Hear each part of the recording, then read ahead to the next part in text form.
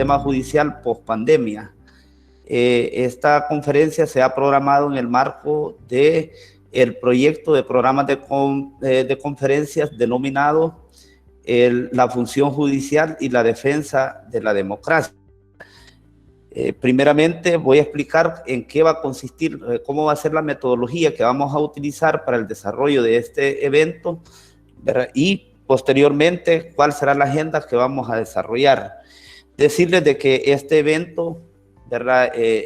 Surge a través de una alianza estratégica que el Centro de Investigación para la Democracia ha sostenido con la Facultad de Ciencias Jurídicas de la Universidad de Oriente, con el apoyo de la Agencia de los Estados Unidos para el Desarrollo Internacional, USAID, a través del proyecto Sociedad Civil y Democracia.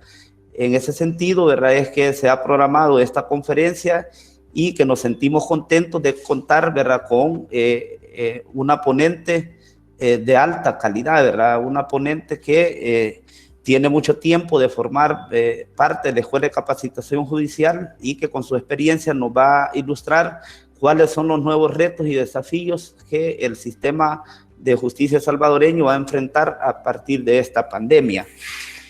En ese sentido, ¿verdad?, en primer lugar vamos a escuchar las palabras de apertura del evento que estarán a cargo del doctor Pedro Fausto Arieta Vega.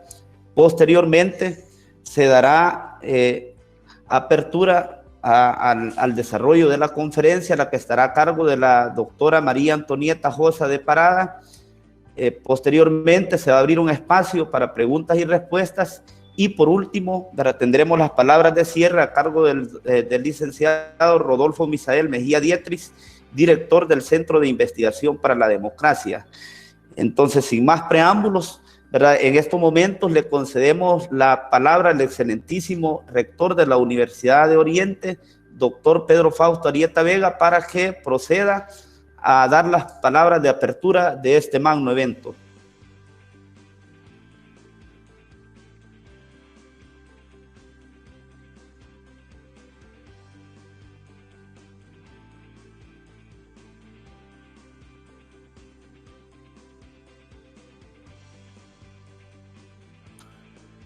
Doctor, tiene usted la palabra para que dé las palabras de apertura.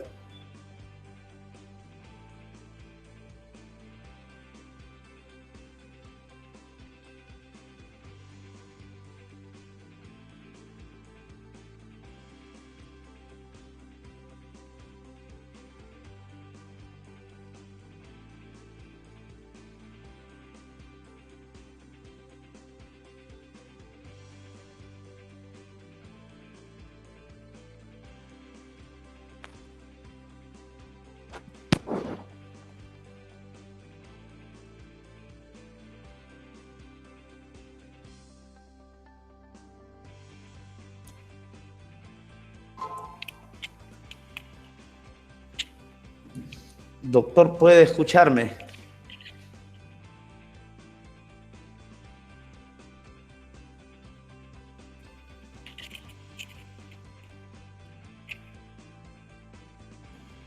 Entonces, sin más preámbulos, en este momento Hola, hola, doctor, ¿puede escucharme?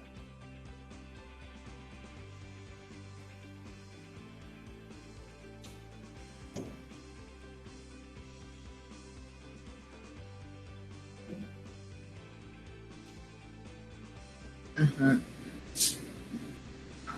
A mí me sacó.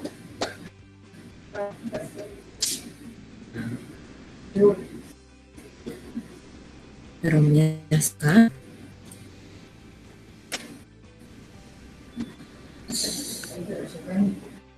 Sí.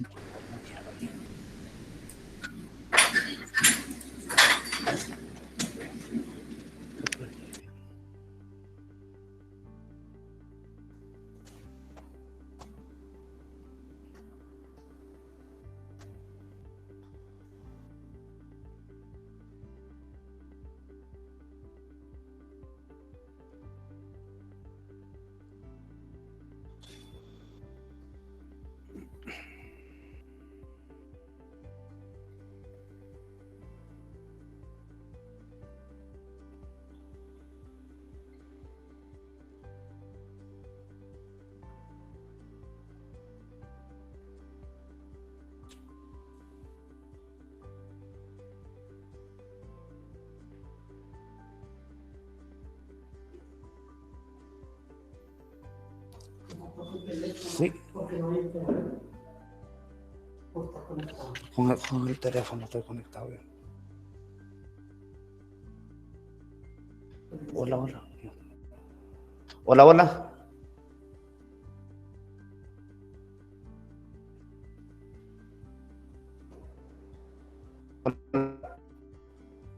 ¿Me escucha, doctora? Yo sí lo escucho, Melvin, lo que pasa es que no he escuchado al doctor. Doctor, no sé si nos puede escuchar. El micrófono del doctor quizás no está activado. Sí, doctor, no sé si nos puede escuchar, que nos confirme.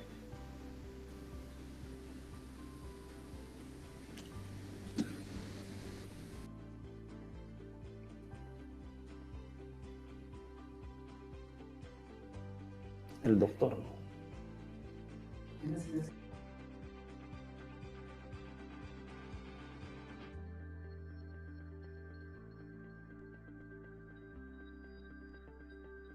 Sí. Bueno, en vista pues de que tenemos una falla en cuanto a la conexión que el doctor Arieta tiene en este momento, ¿verdad? Vamos a continuar con el desarrollo del evento, y si posteriormente pues logramos tener muy buena conexión, ¿verdad? Procederemos pues a que él dé las palabras de apertura de este programa de conferencias. En ese sentido, vamos a dar lectura a la hoja de vida de la doctora María Antonieta Josa de Parada. La doctora María Antonieta Josa de Parada es actual presidenta del Consejo Nacional de la Judicatura. Ha sido docente en diferentes universidades privadas del país, ¿verdad? Incluyendo la Universidad de Oriente. Ha participado en diversas consultorías, abogada en el libre ejercicio profesional, ha sido coordinadora de diferentes proyectos en el Consejo Nacional de la Judicatura y por mucho tiempo capacitadora de la Escuela de Capacitación Judicial. También, ¿verdad? Además ha participado en cursos de educación continua, ¿verdad? Que han tenido que ver con juicios simulados, posgrados en criminología, diplomados en derechos de los niños.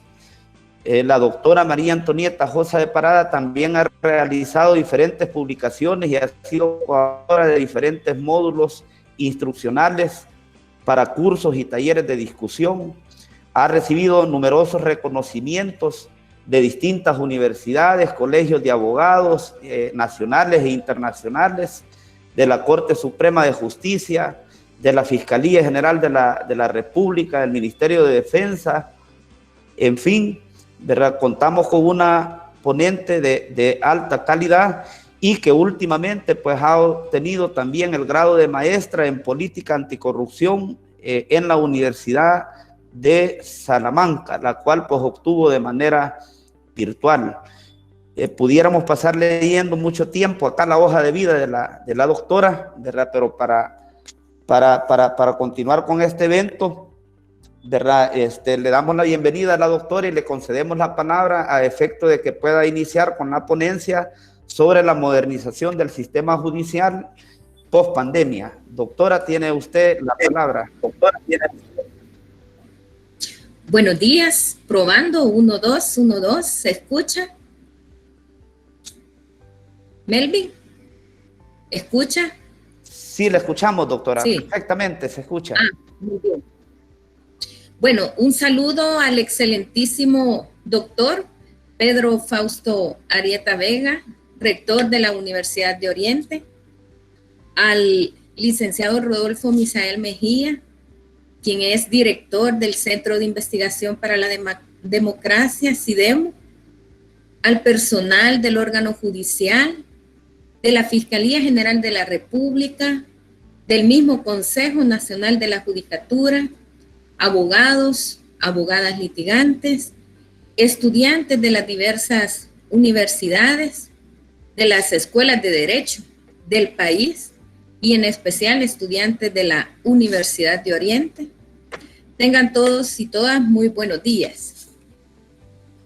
Realmente para mí es un gran gusto el poder participar esta mañana en esta videoconferencia en donde estaremos abordando los desafíos respecto de la modernización del sistema judicial después o pospandemia.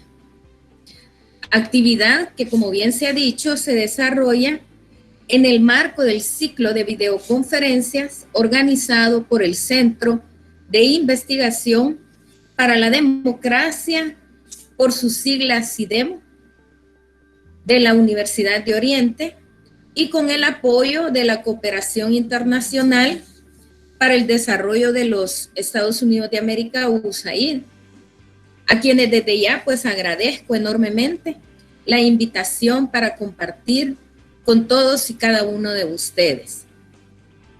Realmente la modernización del sistema de justicia post pandemia significa un gran reto.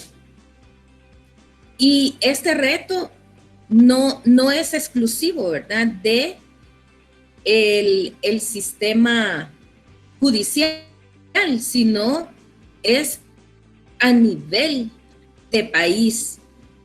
Pero nos vamos a centrar por el tema y porque, bueno, está dirigido a abogados, abogadas y estudiantes de derecho en relación al sistema de justicia.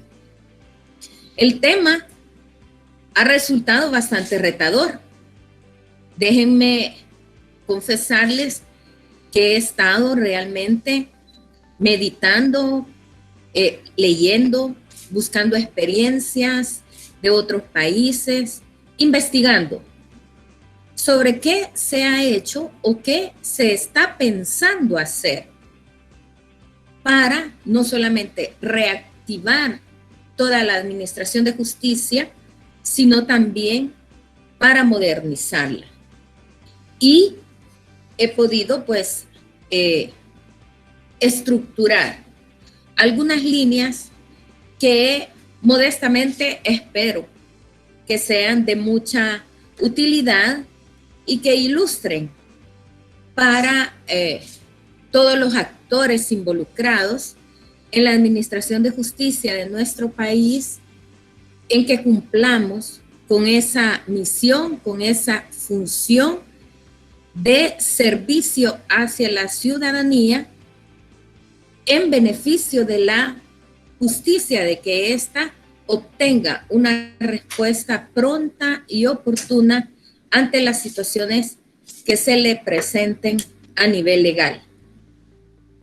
Entonces, esto nos ha permitido proyectarnos, prever y planificar líneas estratégicas y objetivos y acciones específicas encaminadas precisamente para trascender a la modernización de la justicia.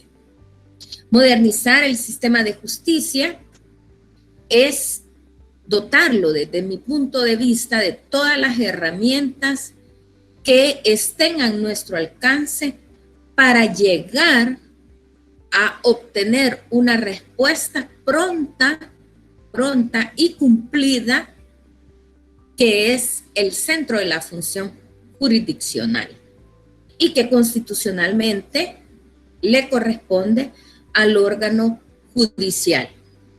Es decir, juzgar y hacer ejecutar lo juzgado de forma oportuna, pronta, rápida y efectiva.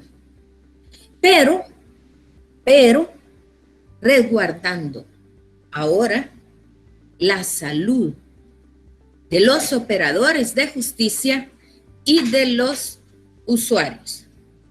Para encaminarnos a ese gran desafío, que ha sido siempre el eje central de la función jurisdiccional con o sin pandemia, se torna, desde mi punto de vista, necesario realizar una breve introducción a partir de lo que fue la declaratoria de la pandemia o como pandemia al virus COVID-19 y las acciones administrativas, judiciales y procesales que se han diseñado y que se han implementado durante la misma, y así vamos a poder evaluar estas medidas que se han implementado y vamos a poder determinar si las mismas pueden mantenerse, si las podemos fortalecer o debemos de cambiarlas en aras precisamente de alcanzar esa modernización. Es importante que retrocedamos un poco y que nos ubiquemos, creo que en nuestro país a partir de principios del año 2020, este año que ha sido tan duro para todos y cada uno de nosotros, cuando se oficializó la existencia de un brote de un tipo de coronavirus llamado COVID-19. Bueno, según los investigadores, se ha confirmado, ¿verdad?, que surgió en Wuhan, China, y surgió en el último trimestre del año 2019, pero que fue expandiéndose a nivel mundial de una forma exponencial, dejando en su camino muchísimas pérdidas humanas y generando la mayor crisis económica, social y política a nivel global. La pandemia de la COVID-19 ha sido evaluada y concebida hasta este día como la mayor crisis mundial y siendo uno precisamente de los desafíos más grandes, no solamente para la ciencia, para la medicina, para la economía y por supuesto para la justicia. Como resultado de esta declaratoria de pandemia por la Organización Mundial de la Salud, los países más afectados, o mejor dicho, todos los países hemos sido afectados, pero en niveles diferentes. En su mayoría, los países nos encontramos hundidos por los problemas sociales y económicos incalculables y algo inimaginable. Como país nos incluimos porque en ese rubro de países que está realmente pero muy complicado. Y no estamos exentos de lo que ha generado y lo que va dejando a su paso la COVID. A medida que pasa el tiempo, vamos viendo en retrospectiva los daños ocasionados y el desquiebre de los avances que se habían tenido y que se habían adelantado, se han visto estropeados, interrumpidos, y tenemos ahora, como vamos a ver más adelante, que estar preparados. Entonces, ha quedado en evidencia que ningún país estaba preparado. El mundo no estaba preparado para esta pandemia.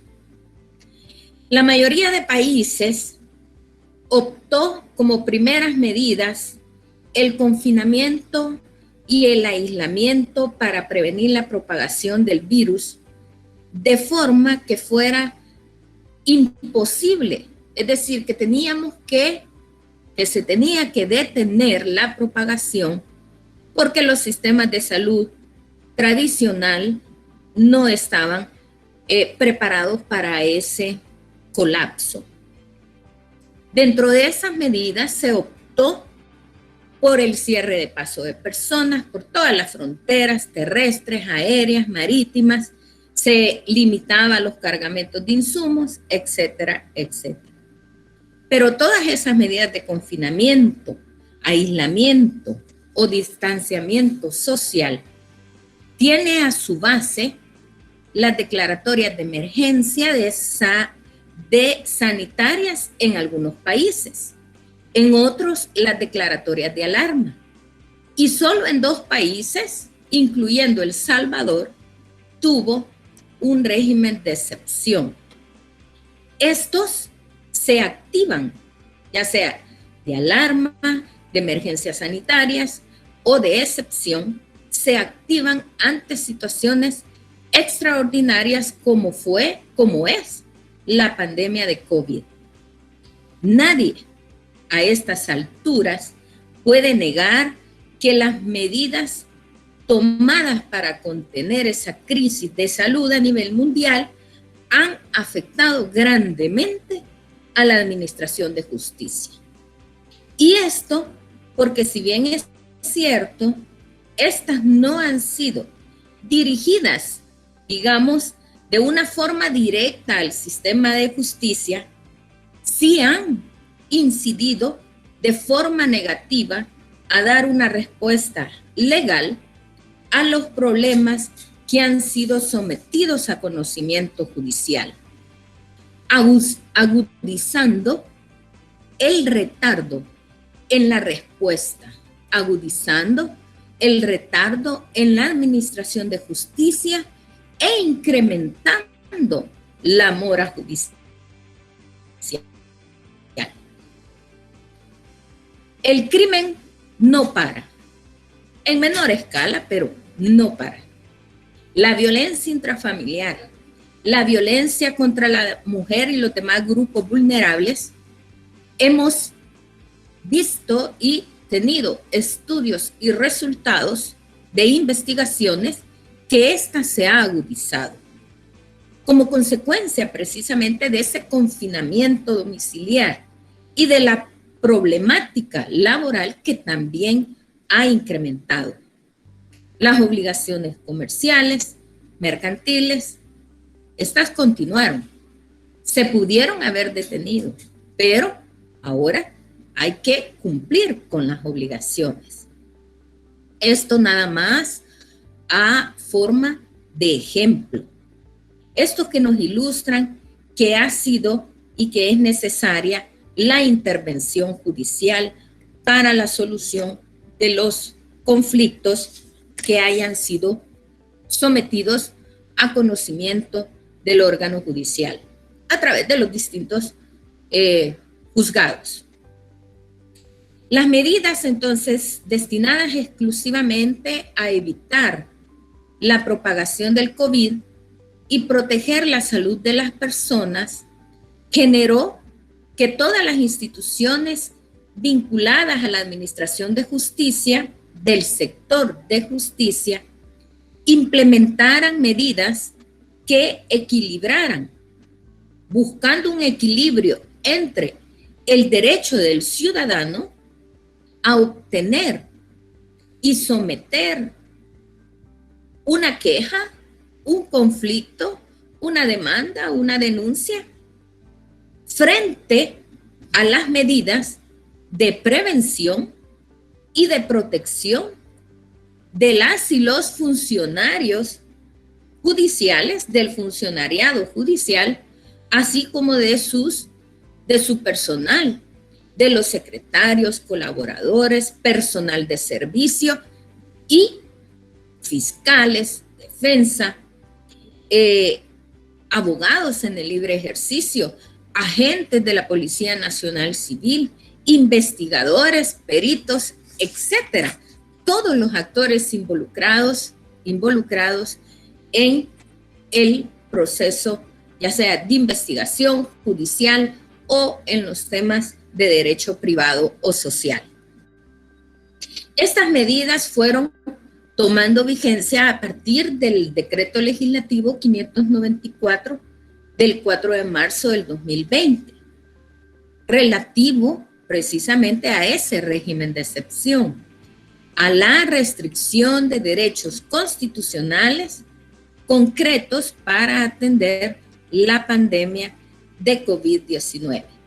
También el decreto legislativo 593 de fecha 14 de marzo del 2020, relativo al estado de emergencia nacional por el COVID, que fue prorrogado en varias ocasiones.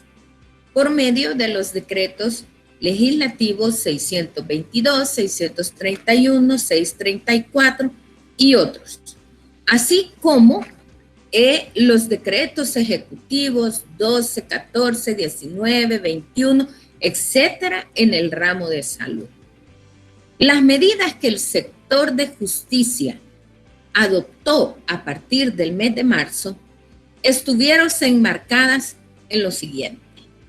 Ustedes recordarán que todas las personas, todos los ciudadanos estuvimos en una cuarentena obligatoria y se paralizó muchísimo la actividad judicial, administrativa e institucional. Pero veamos un poco de detalle. Una de esas medidas bastante drástica que afectó la justicia o el sistema de justicia fue la suspensión de plazos administrativos y judiciales o procesales, quedando excluidos de aquel decreto los plazos electorales. Pero también dejamos latentes los plazos relativos a los regulados en la Constitución de la República sobre la detención administrativa, el término de inquirir, en materia penal, en vista de que el término de inquirir seguía corriendo, pues los juzgados de paz estuvieron laborando. También los plazos relativos a las medidas de protección en casos de violencia intrafamiliar, violencia contra la mujer y no discriminación, que pudieran conocer los y las funcionarias de paz o de instrucción especializados para una vida libre de violencia y discriminación para la mujer. Las audiencias de imposición de medidas en el proceso penal juvenil también se estuvieron desarrollando. Los juzgados especializados, las facultades relativas a los jueces o tribunales penitenciarios y de ejecución de las penas. Ahora, ¿cómo era el trabajo? Ya vamos a ver, reducido al mínimo y por turnos o por trabajo domiciliario. La actividad institucional, esto es en el plano judicial, pero veamos la actividad institucional y la judicial, que se redujo al mínimo. Básicamente las instituciones del sector de justicia en general, únicamente estuvieron laborando y trabajando la actividad financiera, administrativa e informática. Para el caso, y voy a poner como ejemplo el Consejo Nacional de la Judicatura. Laboramos conforme a la normativa antes mencionada, de forma presencial y únicamente con el personal mínimo necesario en el plano administrativo, financiero e informático, para desarrollar todas las actividades vinculadas a los fines institucionales. Se giraron instrucciones por parte del Pleno del Consejo a que las unidades sustantivas de capacitación, de selección y de evaluación ajustaran sus planes de trabajo, adaptándolos a esa nueva realidad. En ese periodo se desarrollaron 10 sesiones extraordinarias y se emitieron comunicados que informaban las decisiones del Pleno respecto de todas esas medidas implementadas y las modalidades de trabajo, hasta que pudimos tener el protocolo de actuación para la prevención ante la pandemia COVID-19 y protección de la salud del personal del CNJ y de los usuarios. cuyo proyecto fue elaborado por las áreas específicas de los comités de seguridad y salud ocupacional del Consejo Nacional de la Judicatura, la clínica empresarial, el personal de talento humano, la gerencia general, etc. Este protocolo que ha sido propio del Consejo Nacional de la Judicatura, pero que se enmarca en todos esos lineamientos, recomendaciones que han venido dándose tanto a través de los decretos legislativos como de los decretos ejecutivos en el ramo de salud. Este regula la reactivación gradual de las actividades presenciales por medio de 3 fases. En la actualidad, imagínense, nos encontramos en la segunda fase, que incorpora a todas las jefaturas con trabajo presencial y por turnos rotativos en un 50% del personal presencial y a distancia o trabajo domiciliario. Esto se mantiene de esa manera y las personas que forman parte de ese grupo vulnerable, que son las personas mayores de 60 años, las mujeres que se encuentran embarazadas o que se encuentran en la fase de lactancia, o las personas que tienen algunas enfermedades que han sido diagnosticadas y que no se encuentran controladas, como el tema de la diabetes, de la hipertensión, etcétera. Ellas se mantienen haciendo trabajo domiciliario. Por su parte, la Corte Suprema de Justicia, para que vean ustedes que casi todas las instituciones hemos estado en esa misma dinámica de combinar el trabajo presencial con el trabajo a distancia. La Corte Suprema de Justicia también redujo su personal al estrictamente necesario. Sus funciones, como hemos dicho, no pueden diferirse. Sus funciones, que es darle una respuesta inmediata, oportuna, cumplida al ciudadano, no puede detenerse. Es decir, que la justicia no puede parar. De esta manera, la Corte Suprema de Justicia autorizó a que tanto las cámaras de segunda instancia, los juzgados de primera instancia, las oficinas comunes de apoyo a la actividad jurisdiccional laboraran conforme lo organizara el funcionariado judicial. Es decir, de que tanto magistrados de segunda instancia como jueces de primera instancia y de paz, aunque allí en los juzgados de paz tenemos que hacer una excepción más, porque ya vimos que si no se suspendieron los plazos para la realización de las audiencias iniciales con reo detenido, es decir, las audiencias, el plazo o el término de inquirir, que son las 72 horas, y la realización de estas audiencias, además de las otras que tienen relación con los casos de violencia intrafamiliar y violencia contra la mujer, pues el juzgado estaba trabajando, ¿verdad? Y es por eso que los jueces de paz, por regla general, son los que estuvieron más expuestos, casi como un trabajo de primera línea, ¿verdad? Porque tenían que recibir no solamente a los fiscales, al defensor, a los imputados, para la realización de esa primera audiencia. Aunque en algunos casos, cuando no había pues el reo presente o no lo llevaban, pues se resolvía conforme a la vista del requerimiento fiscal. En términos generales, entonces, el órgano judicial y el sistema de justicia, tanto la Defensoría Pública como la Fiscalía General de la República también, siguieron manteniendo el personal mínimo necesario. Ahora, frente a esto, también se brindaron lo que son los servicios de atención utilizando el sistema de atención telefónica.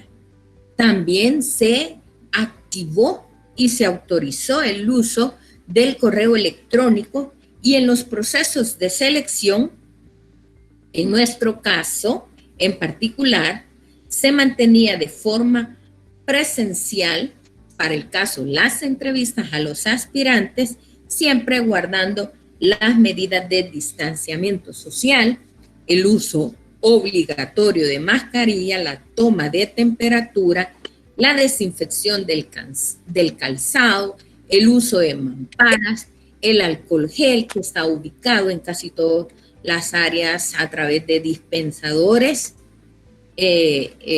específicos para esos fines. Y en el caso del órgano judicial, pues hasta instalaron y tienen instalado lavamanos, ¿verdad? Porque no hay nada pues también más efectivo que el uso de agua y jabón para asegurarnos de no llevar el virus en nuestras manos. Importante también es resaltar que la implementación de las audiencias virtuales en materia contenciosa administrativa y las recién aprobadas reformas en materia civil y mercantil, donde se autoriza ya el desarrollo de audiencias virtuales. En términos generales, las medidas implementadas referidas al manejo administrativo o de gestión de los despachos judiciales e institucionales se pueden englobar en dos grandes rubros. Primero, la implementación de medidas de protección. ¿Qué implicó esto? Que es necesaria la dotación oportuna e inmediata de los insumos a los que ya me he referido. Mascarilla, alcohol gel, alfombras, mamparas, desinfección periódica de las sedes institucionales, judiciales, etc. Pero en nuestro caso, vimos cómo en los primeros meses se agotó. La demanda fue tan grande que no había facilidad para la compra. Y que cada funcionario judicial dotó a su personal. Y en otros casos, cada quien adquirió todos los insumos necesarios para la protección personal y de los usuarios. Esta medida en la actualidad sigue siendo necesaria, tomando en cuenta que la pandemia aún está entre nosotros, aún está cobrando vidas y aún pues necesitamos protegernos. Otra de las medidas implementadas fue la apertura de horarios de trabajo por medio de turnos rotativos. También el trabajo domiciliar o en casa, la distribución del trabajo, es decir, de que los funcionarios judiciales organizaban su sede distribuyendo el trabajo y haciendo una mezcla entre turnos rotativos, entre personal y casos. En las sedes en que se pueda hacer eso, porque como he dicho, hay tribunales que deben de cumplir con los tiempos que no pueden diferirse ni suspenderse. Desde el ámbito jurisdiccional, en la mayoría de las sedes se continúa laborando por turnos con ese personal rotativo, los horarios de las audiencias son flexibles y se ha dado aplicación a las nuevas tecnologías, ampliando el módulo de notificación electrónica y las audiencias en modalidad virtual. Ahora, ¿cómo nos encontramos? En la actualidad nos encontramos con una reapertura económica a nivel general y esto está implicando el riesgo de que la curva de contagio del COVID se nos incremente. por lo que las medidas a nivel de gestión, a nivel administrativas institucionales y las jurisdiccionales que se han venido implementando deben de mantenerse vigentes. Ahora, ¿cómo debemos de prepararnos? ¿Para cuándo? Bueno, para el futuro. Si estamos, fíjense ustedes, de una forma bastante, yo lo he llamado abrupta, ¿verdad? La pandemia sorprendió a todo el mundo, a todo el mundo. Yo no sé ustedes, pero hace tiempo vi yo una película, por cierto, creo que en Netflix, que se llama Virus. Y entonces hace poco la volví a ver porque recordaba que lo que ahí se representó en una película, ¿verdad? Que ustedes saben que ese tipo de películas son ciencia ficción. Ahora lo estamos viviendo. Y lo estamos viviendo en unas dimensiones insospechadas. Entonces, el trabajo debe ser individual, institucional y en el plano jurisdiccional mantener todas las medidas vigentes. Pero ahora bien, ¿cómo debemos prepararnos? ¿Para cuándo? Para ahora y para el futuro. En torno a que vamos acaso a lograr la modernización de un sistema de justicia que, como ya mencioné, ha sido duramente golpeado por la pandemia. Duramente golpeado por la pandemia. Desde mi punto de vista, como les mencionaba, y tomando de base algunas experiencias de otros países como España, Perú, Colombia, Chile, República Dominicana, hasta Costa Rica, podemos encontrar algunas buenas prácticas o experiencias de sistemas judiciales de los países iberoamericanos. Y para el caso, podemos apostarle ¿a qué? A despachos judiciales móviles para evitar, por ejemplo, la aglomeración de personas en sedes judiciales. Podemos implementar el despacho judicial móvil, que es un despacho, una cabina que se traslada a una sede en particular y que pasa de un horario de 8 a 4, recibiendo en todo caso las denuncias por escrito o que haya una persona ahí que auxilie en estos supuestos que sean de hechos para el caso de violencia intrafamiliar, donde no requiere de una representación de abogado, o del mismo caso de violencia contra la mujer. Es decir, en una forma de acercar los servicios de justicia a la población. Debemos de mantener la atención y recibo de denuncias y demandas virtuales o electrónicas, es decir, a través del correo electrónico, porque debemos de partir de una realidad. No todo el ciudadano y ciudadana tiene acceso a una computadora, a internet. Lo que tiene acceso es a los teléfonos inteligentes, a las redes sociales, ¿verdad? Porque ahora vamos a encontrar que la generalidad de personas, ¿verdad?, utiliza un teléfono inteligente. Pero que vayamos a exigirle al ciudadano, para el caso, que mande una demanda por correo electrónico cuando nunca ha tenido acceso a la tecnología, pues para este grupo de personas sería muy adecuado, conveniente, el acercarle la justicia a través de los despachos judiciales móviles. Y para eso tenemos experiencias como Guatemala. aquí nomás, ¿verdad? Asistencia telefónica para la violencia intrafamiliar, violencia contra la mujer y ampliar a otras áreas de vulnerabilidad. No sé a ustedes si les ha pasado, pero cuando uno a veces, hoy con este caso de la pandemia, si quiere comunicar siquiera a un call center, de alguna línea de teléfono, del Claro, de Tigo, de cualquiera que sea, siempre hay ciertos inconvenientes. Lo dejan alguno colgado, lo dejan, pues todo eso debe de evitarse.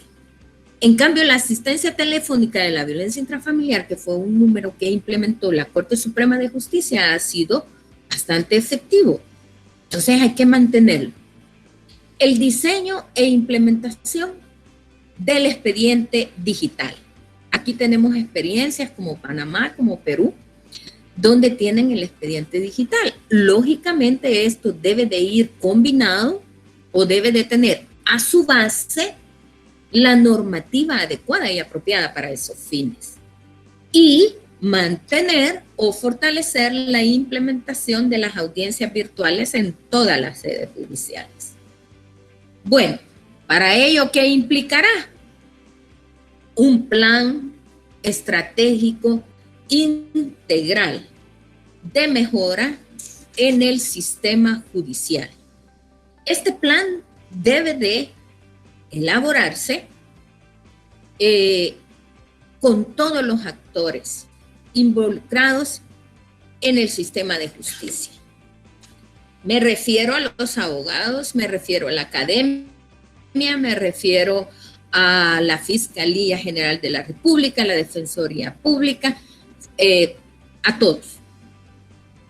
Es decir, que debemos de involucrar al órgano legislativo para el plano de la normativa, al órgano ejecutivo en el ramo de Hacienda y Seguridad y Justicia, porque requerirá que se elaboren esos proyectos de reforma legislativa y la creación, muy probablemente, de nuevas sedes judiciales, dotadas de todos esos insumos tecnológicos necesarios para esa nueva normalidad judicial.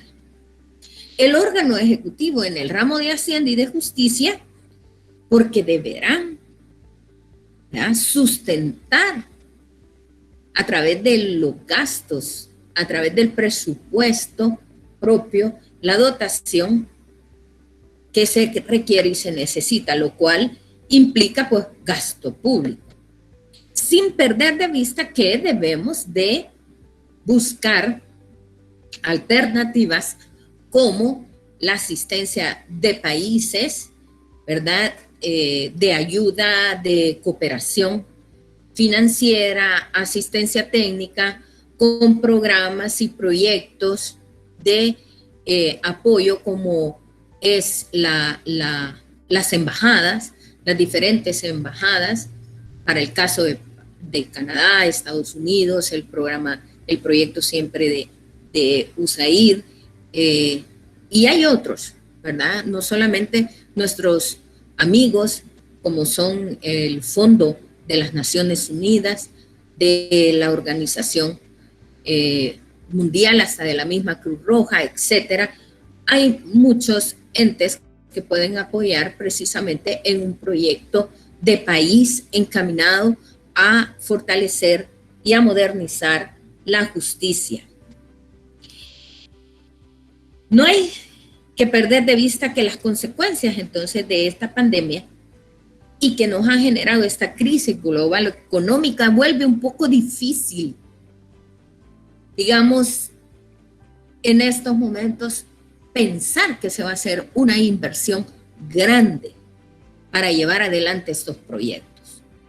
Considero que con lo que se tiene se puede comenzar a trabajar y a fortalecer, porque no escapamos de esa realidad. El diseño de ese plan de modernización debe de involucrar también para bajar costos al personal capacitado, tanto nacional como interinstitucional. Es decir, que no necesariamente vamos a buscar apoyo internacional en el tema de consultores. Considero de que a estas alturas las universidades del país, tanto la Universidad del Salvador como las universidades privadas, han dado excelentes profesionales capacitados que además han podido realizar estudios fuera del país o en línea, que puedan precisamente elaborar un diseño con un presupuesto y una implementación gradual. En algunos países, como los que he mencionado, han elaborado planes de reacción inmediata para paliar, para minimizar los efectos de la pandemia y de ir avanzando en la construcción de uno estratégico que permita alcanzar y vivir en esa nueva normalidad. La estrategia de estos países se centra en la digitalización de la justicia, donde el expediente electrónico debe ir acompañado de las audiencias virtuales. Con esto se reducen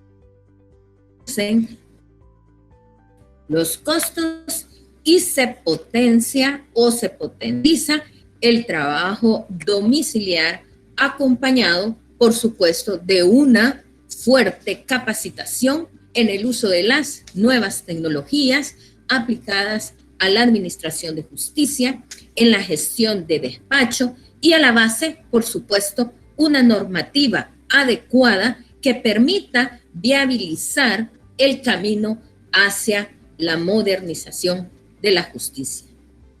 En nuestro país o para nuestro país, la justicia digital constituye otro desafío, aunque no podemos negar que hemos avanzado en el uso de las tecnologías informáticas. Vean que desde los años 90 ya se dieron algunos cambios o los primeros cambios en las relaciones o las relacionadas a legislaciones que vinieron desde Europa, Estados Unidos, Canadá y se fue extendiendo a otros países latinoamericanos. Han sido cambios normativos focalizados en materia aduanera, penal, civil, mercantil, administrativo, consumidor, etc. Y les quiero comentar también, porque me interesa sobre todo para los jóvenes estudiantes, porque los funcionarios judiciales conocen respecto de los esfuerzos que ha realizado la Cumbre Iberoamericana de Justicia. Estos han incidido en la implementación de la justicia digital sistematizada y generalizada. Además, la Cumbre Iberoamericana de Justicia ha propiciado superar y modernizar la justicia a través de una serie de informes que ha solicitado en esta época de pandemia a todos los países de Iberoamérica y que tiene, digamos, un primer informe bastante ilustrativo de lo que ahora estamos hablando sobre la situación, la manera en cómo los países han enfrentado las limitaciones que ha sufrido la justicia al suspender los plazos y a implementar otro tipo de acciones que de alguna manera, o sea, ni siquiera es que hayan suspendido la actividad, sino que hemos retrocedido. Entonces, ahora, como decimos, para atrás ni para agarrar impulso. Es decir, de que tenemos que caminar y bregar con lo que nos ha pasado, lo que estamos aprendiendo y tomar esta situación como un verdadero reto. Un reto. ¿Cómo lo vamos a hacer? Eso es lo que estamos tratando de construir. Entonces, la situación normativa de nuestro país, no voy a hablar de otro país, de nuestro país respecto del uso de las nuevas tecnologías, antes de la pandemia, se centra en el gobierno electrónico. Lo tenemos regulado, el gobierno electrónico, a partir de los artículos del 18 al 20 de la Ley de Procedimientos Administrativos, que se refiere al empleo de las tecnologías de la información y de las comunicaciones en la administración de justicia. También lo encontramos en la Ley de Comercio Electrónico, que ya es una ley de la República. De hecho, ha sido publicada en el Diario Oficial número 27 del 10 de febrero del 2020. La Ley para el Fomento y la Regulación del Teletrabajo. No sé si ustedes recordarán, pero esta ley ya está aprobada. Actualmente se encuentra observada. También tenemos los proyectos de ley de la protección de datos personales y otras normativas que están en construcción para ser sometidas a conocimiento y estudio de la Asamblea Legislativa. Entonces, las decisiones judiciales que han viabilizado, es decir, que han podido llevarse a cabo o que han permitido que la población tenga acceso a la justicia, han estado básicamente referidas a decisiones de la Sala Constitucional. El habeas corpus 148 de fecha 26 de marzo de este año, allí autoriza la Corte Suprema de Justicia a la recepción por correo electrónico de demandas respecto a que tienen en cuenta, y esas han sido las decisiones que se han tomado, es que no se puede aislar de la realidad a la ciudadanía, sino que nosotros tenemos que adaptarnos o amoldarnos a ella. También la inconstitucionalidad 10/2020 respecto al hecho de que la restricción del libre tránsito tampoco puede ser un obstáculo para no tutelar los derechos fundamentales. También se reconoce el uso de las nuevas tecnologías en los procesos constitucionales. Allí podemos citar la solicitud electrónica del artículo 66 en relación a la Ley de Acceso a la Información Pública, así como el sistema electrónico de notificación. También ya tenemos aprobado a partir, creo que del 28 de agosto de este año, y que se le ha dado una vigencia 90 días después de su publicación, es decir, 90 días después del 28, a lo que han sido las reformas al Código Procesal Civil y Mercantil para implementar las declaraciones probatorias o audiencias del proceso de manera virtual por medio de videoconferencias o por cualquier medio técnico que permita la comunicación bidireccional y simultánea de imagen y sonido, así como nosotros estamos ahora en esta videoconferencia. Vean, tenemos 212 personas, según el dato, conectadas a esta videoconferencia, y la plataforma Google Meet ha permitido que ustedes me estén escuchando y me estén viendo de una forma bidireccional. No ponemos las cámaras y los micrófonos de ustedes porque debido al número de personas seguramente saturarían, ¿verdad? Esta plataforma.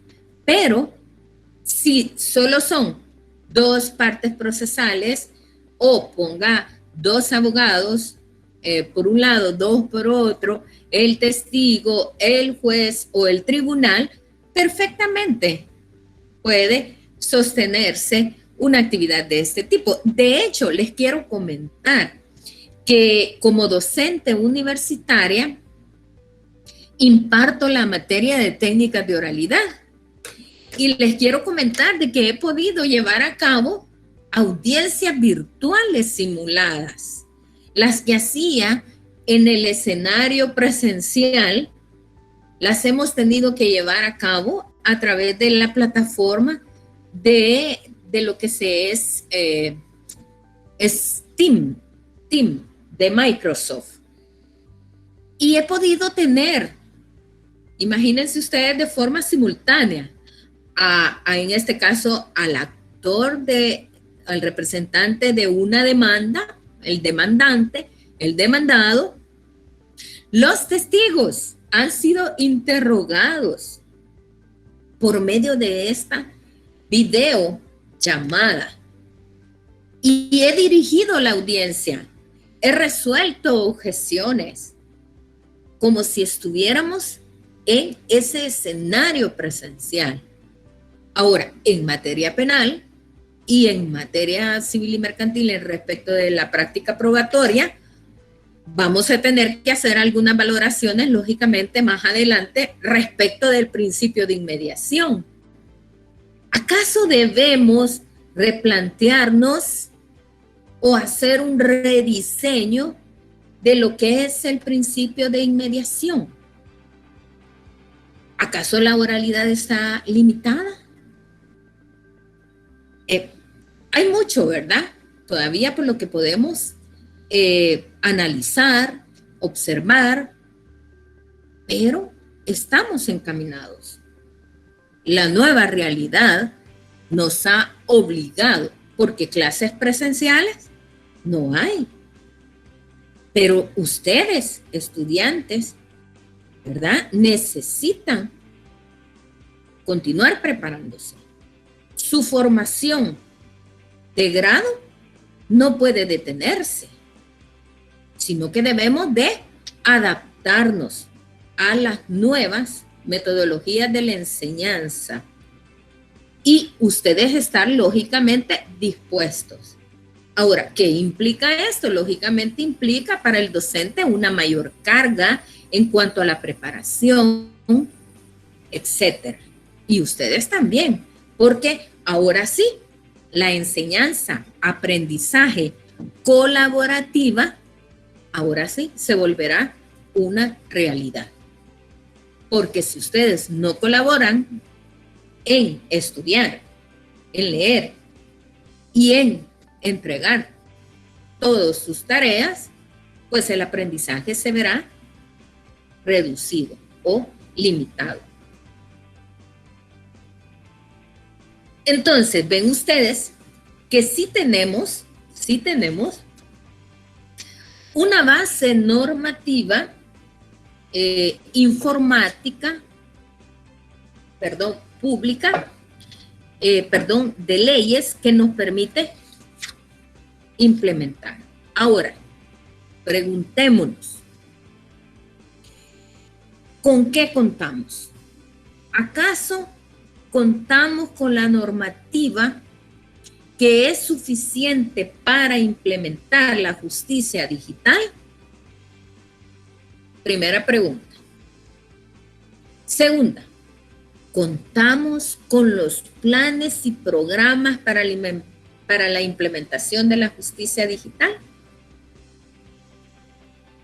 Tercera pregunta. No es examen, ¿verdad? No es examen. ¿Estamos preparados para asumir el desafío de construir una nueva normalidad muy diferente a la que hemos vivido antes de la pandemia, desde el punto de vista de la justicia digital? Esas son preguntas que al final las podemos ir respondiendo, pero que las voy a dejar planteadas ahí para que pensemos un poco y evaluemos dónde estamos. Ahora, última pregunta. ¿Contamos con esos planes, o programas de formación especializadas dirigidas a todos los operadores del sector de justicia? Esa es la cuarta pregunta. Entonces, la nueva normalidad nos empuja, lo he dicho infinidad de veces, de forma abrupta y sorpresiva, a que adoptemos medidas de carácter administrativo y jurisdiccionales que aseguren precisamente la justicia pronta y cumplida, garantizando y facilitando el acceso a la información ciudadana. Porque vean ustedes, ese es otro aspecto. Ustedes no me van a dejar mentir en lo que voy a afirmar. El acceso que el ciudadano, que ustedes estudiantes tienen en ese proceso de formación para llegar a ver audiencias a los juzgados es un acceso limitado. Entonces, no obstante que las audiencias son públicas, existen restricciones por seguridad, porque no está acreditado en el proceso, por el espacio físico de las salas de los juzgados, etcétera. Pero no hay un libre paso, basta con una identificación para que usted pueda hacer valer el derecho que tiene a conocer cómo los jueces administran justicia a través de lo que es la publicidad externa. Entonces, ustedes como estudiantes, no, o el ciudadano común, no es tan fácil llegar a una sede judicial a presenciar audiencias. Pero vean que la nueva normalidad nos va a permitir accesar a cualquier audiencia. Porque si nosotros, como en otros países, contamos con una aplicación, fíjense que se descarga la aplicación, que es una aplicación generada por el órgano judicial, donde yo quiero ver audiencias civiles en vivo, es decir, como estamos acá, voy a poder accesar a través de un canal que está vinculado con esa aplicación. Mire usted. Entonces, la publicidad externa bajo esa línea y con ciertas, ¿verdad?, limitaciones o restricciones, como un código o algo, o el pago también. Va a poder usted, como estamos acá,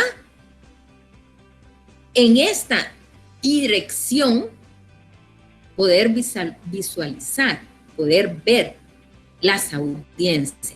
Claro, no va a poder intervenir, pero sí va a poder observarlas. O también a través de los canales de televisión. Usted va a poder ver todas las audiencias programadas para, por ejemplo, el Centro Judicial de San Miguel. Las audiencias programadas le van a aparecer de todas las competencias y usted va a poder accesar. Seguramente tendrá restricción para aquellas que tengan una reserva total, una reserva parcial del caso, o cuando se trate, ¿verdad?, asuntos relativos a la intervención o al casos de penal juvenil, donde la garantía de discreción pues cobra vigencia y donde las audiencias son reservadas, así como en las audiencias donde están involucrados niñas, niños y adolescentes. Entonces, esta nueva normalidad nos empuja de esa manera y de forma sorpresiva a que vayamos buscando mecanismos que nos permitan garantizar y facilitar el acceso a la ciudadanía, a que se protejan y que se resguarden también los datos personales y protegiendo y asegurando además la salud de los operadores del sector de justicia y de la población en general. Entonces, el desafío es grande porque vea, frente al derecho que tenemos ¿verdad?, de accesar a la justicia, de obtener una respuesta pronta, cumplida. Debe de existir un equilibrio frente a ¿qué? A la protección también de la salud de los usuarios. Entonces, ¿cuál es el mecanismo? ¿Cuál es el instrumento? ¿Cuál es la guía, el camino? Bueno, apostémosle a la digitalización de la justicia. Meses atrás, eso hubiera sido impensable. Hoy debemos de comenzar a planear, a planificar para esa realidad. Lo estamos viviendo. Sus clases ya no son presenciales, son virtuales. Entonces, la Administración de Justicia también puede virtualizarse.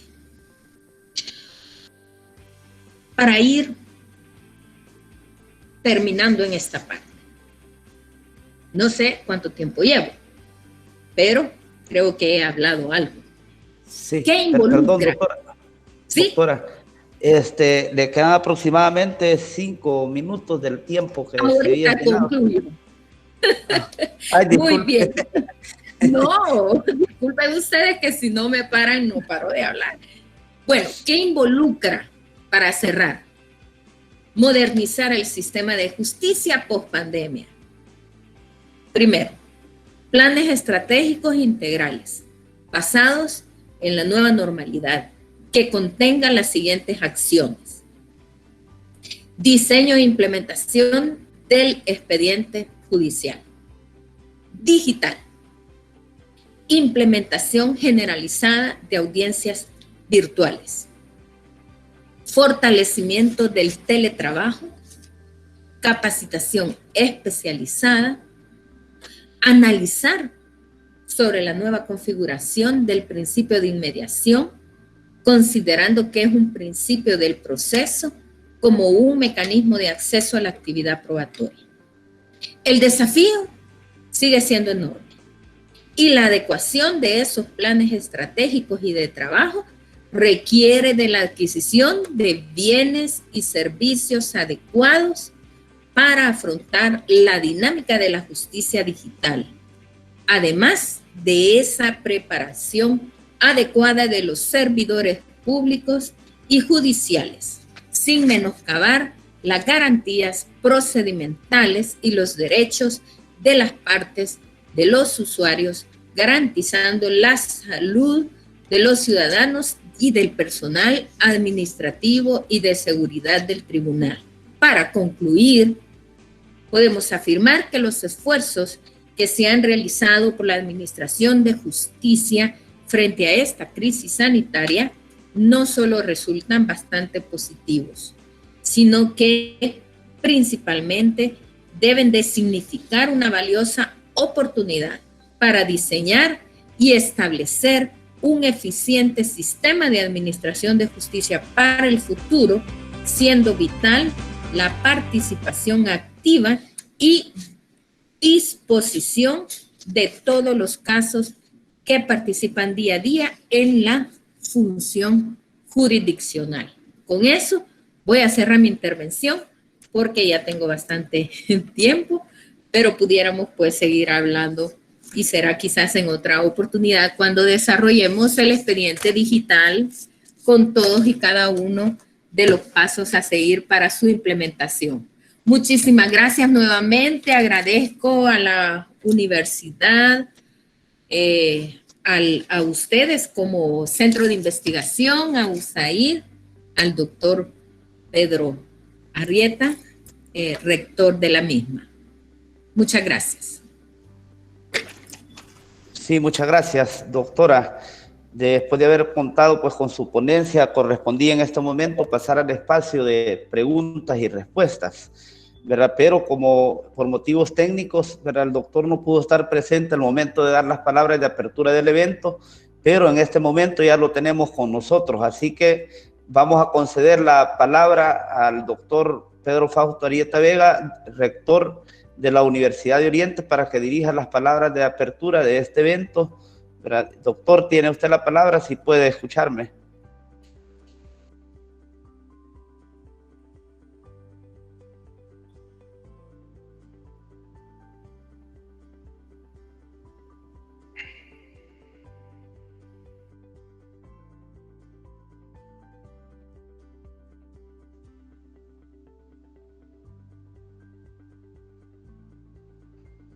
No logramos escucharle, doctor.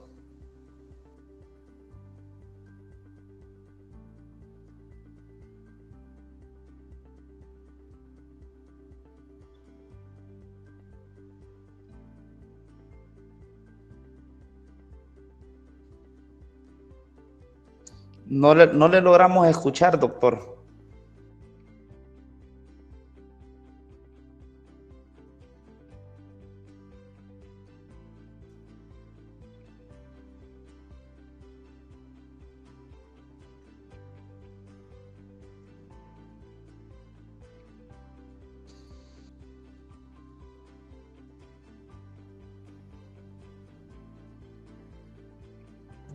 No se le logra escuchar, doctor. No escuchamos.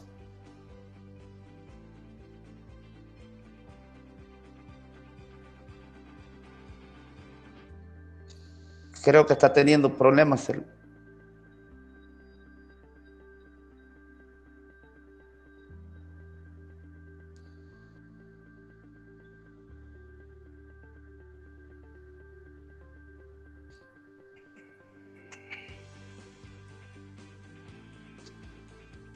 Creo que el doctor está teniendo problemas de comunicación, ¿verdad? Si se logran solucionarlo.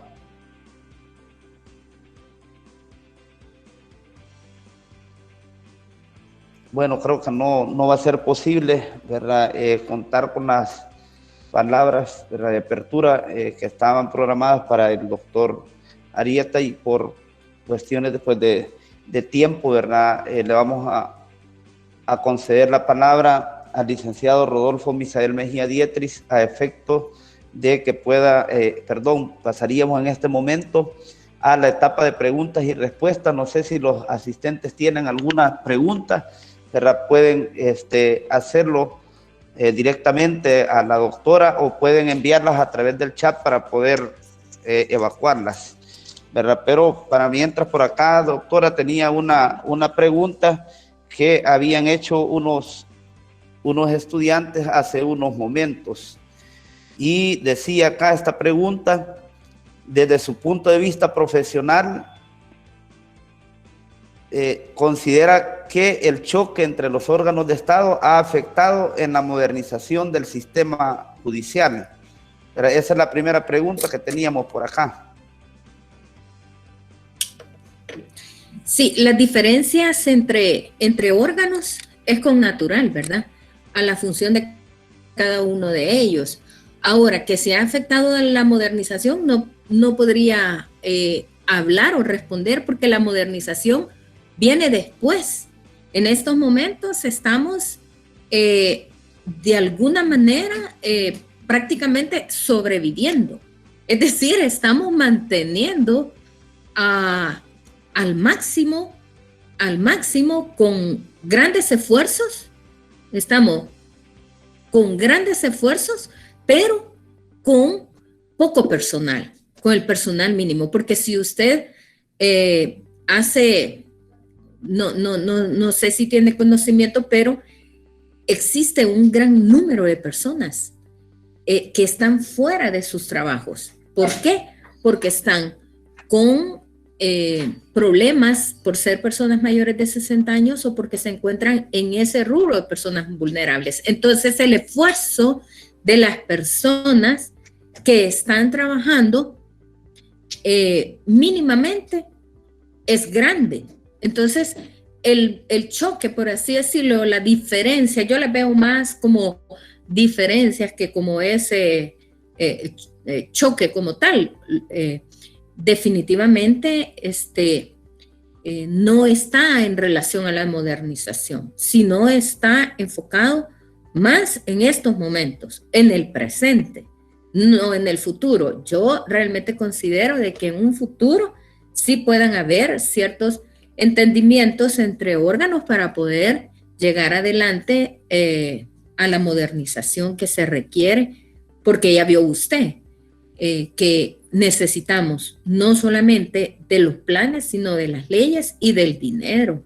Y el dinero lo da pues el Ministerio de Hacienda. Sí, otra de las preguntas que teníamos por acá, doctora, es Pero nos pregunta Catherine Pineda, ¿cuál sería el mayor obstáculo que debe enfrentar el sistema judicial para la modernización del mismo? Fíjese que el mayor obstáculo creo que es el económico, ¿verdad? Porque los costos, a pesar de que cuando simplemente se reducen los costos de la administración de justicia, cuando simplemente, pero en el diseño y en la implementación es caro, ¿verdad? La justicia digital, para que la podamos tener, es cara, porque no siempre vamos a poder tener, porque no es lo más adecuado, una plataforma virtual gratuita, ¿verdad? Sino que la Corte Suprema de Justicia, el órgano judicial, la Fiscalía General de la República y la Defensoría Pública y los abogados vamos a tener en determinado momento que pagar un sitio, ¿verdad? O para entrar a ese sitio. Entonces, sí, es así lo visualizo, ¿verdad? Sí, la modernización es en el diseño e implementación. Sí, por razones de tiempo vamos a permitir solamente dos preguntas más, ¿verdad? Aquí preguntaban de que muchos de los jueces, dicen, de la zona oriental no saben ni utilizar una computadora para programar una audiencia virtual, ¿verdad? ¿Cómo visualiza eso el Consejo Nacional de la Judicatura? Hay que darles toda la capacitación necesaria, ¿verdad? Además, la capacitación es precisamente en el uso de las nuevas tecnologías, ¿verdad? Porque usted ve que si nosotros tenemos un buen ancho de banda, un buen acceso, ¿verdad?, a Internet, pues prácticamente es una cuestión de un par de pasos. Aquí, si ustedes ven, hemos tenido algunas dificultades para poder escuchar al doctor Arrieta, ¿verdad? Pero eso tiene que ver, desde mi punto de vista, por el lugar quizás donde esté el doctor, ¿verdad? Porque no logra entrar el audio. No tiene que ver en sí con la plataforma, sino con los obstáculos que hay a su alrededor para lograr una conexión. Ahora, yo aquí estoy haciéndola de técnico, ¿verdad? Yo supongo que por ahí puede andar la cosa, pero sí estamos conscientes de esa realidad, colega, que hay que procurar llevarles y facilitarles todo. Y son capacitaciones masivas, capacitaciones que se hacen precisamente a través de esta vía, en línea, no necesariamente presenciales, a través de tutoriales. Bueno, ustedes jóvenes saben más que nadie que uno para aprender cualquier cosa en esta época basta con entrar a YouTube y poner ahí tutorial de algo y ya nos sale todo, ¿verdad? Bueno, y la última pregunta, doctora. Preguntan por acá cómo conciliar la violación a los derechos y garantías fundamentales y la modernización del sistema judicial. No, pues son inconciliables en el sentido de que no podemos, versus la modernización, limitar derechos fundamentales. Por eso cuando me refiero a que replanteemos el principio de inmediación, porque es un principio instrumental que permite, ¿verdad?, precisamente que el juez de forma presencial inmedie la prueba, la va a estar inmediando, pero ahí es donde tenemos que replantearnos, ¿verdad? Por lo demás, ningún derecho puede limitarse, ninguno, so pretexto de la modernización. Todos deben de ser garantizados.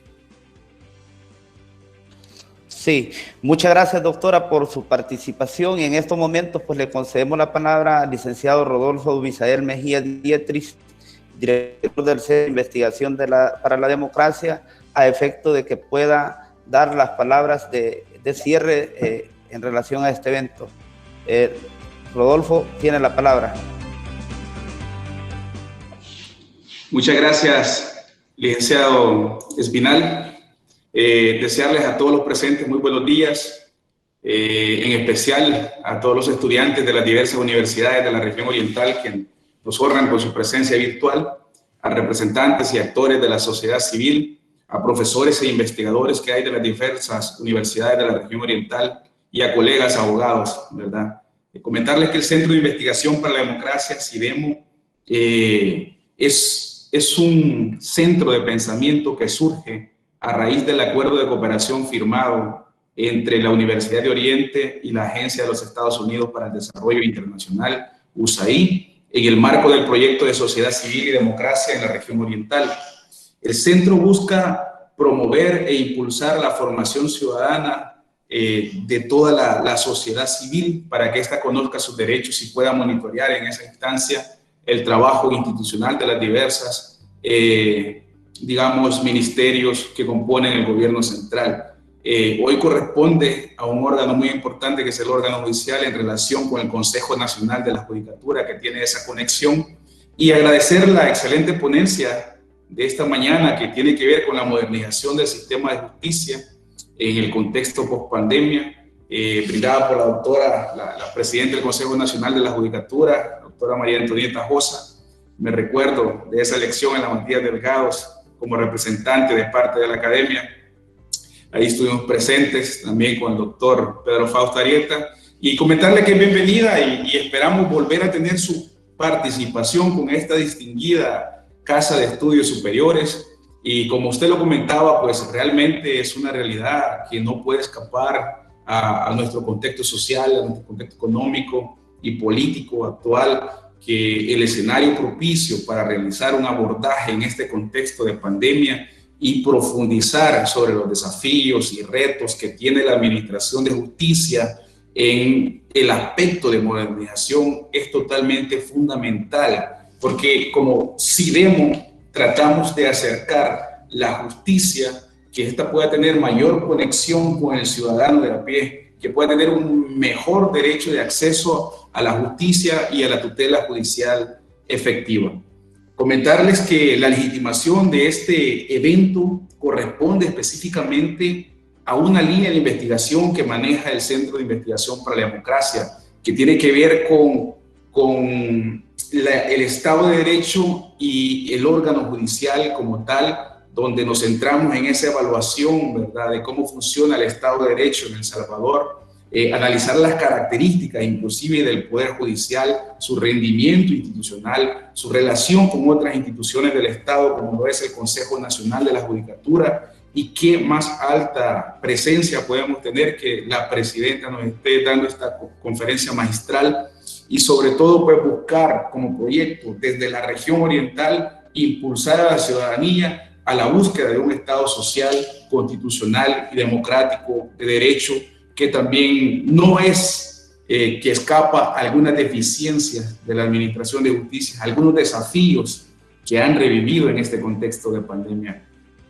Finalmente, agradecer a todos los asistentes que nos han acompañado esta mañana de las diferentes instituciones y sobre todo invitarlos a que puedan seguir la fanpage del Centro de Investigación para la Democracia, CIDEMO El Salvador, para que puedan estar pendientes de estos ciclos de conferencias que estaremos lanzando. Se viene uno con ONU Mujeres, se viene otro en alianza con FUSADES, y más adelante queremos tener con algunos magistrados de la Corte Suprema de Justicia también para evaluar y reforzar que la región oriental también tiene presencia como parte de la sociedad civil. Muchas gracias a todos por su asistencia virtual. Es cuanto, licenciado Espinal. Sí, muchas gracias, Rodolfo.